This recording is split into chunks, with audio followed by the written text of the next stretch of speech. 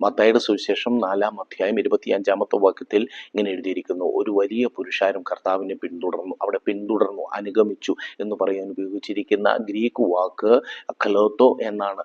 അതിൻ്റെ അർത്ഥം പിന്തുടരുക, പിന്നാലെ അനുഗമിക്കുക എന്നൊക്കെയാണ്. മർക്കോസിന്റെ സുവിശേഷം 8-ാം അധ്യായം 34-ാമത്തെ വാക്യത്തിൽ കർത്താവ് പറയുന്നു, ഒരുവൻ എന്നെ അനുഗമിപ്പാൻ ഇച്ഛിച്ചാൽ, ഫോളോ ചെയ്യാൻ ഇച്ഛിച്ചാൽ, അവിടെയും എഴുതിയിരിക്കുന്നത് ഇതേ വാക്കാണ്, അഖലോത്തോ എന്ന് പറയുന്ന ഈ വാക്കാണ് ഉപയോഗിച്ചിരിക്കുന്നത്. മർക്കോസിന്റെ സുവിശേഷം 16-ാം അധ്യായം അതിൻ്റെ 17-ാമത്തെ വാക്യത്തിൽ വിശ്വസിക്കുന്നവരാൽ ഈ അടയാളങ്ങൾ നടക്കും, അഥവാ വിശ്വസിക്കുന്നവർ ഈ അടയാളങ്ങൾ പിന്തുടരും എന്ന് പറയാൻ ഉപയോഗിച്ചിരിക്കുന്ന വാക്ക് പാരാഖലോത്തോ എന്നാണ്. അതിൻ്റെ അർത്ഥം എന്ന് പറയുന്നത്, പാര എന്ന് പറഞ്ഞാൽ കൂടെ, ഖലൗത്തോ എന്ന് പറഞ്ഞാൽ അനുഗമിക്കുക. ഇതിൻ്റെ ഒരു ആത്മീയ ആഴം മനസ്സിലായോ?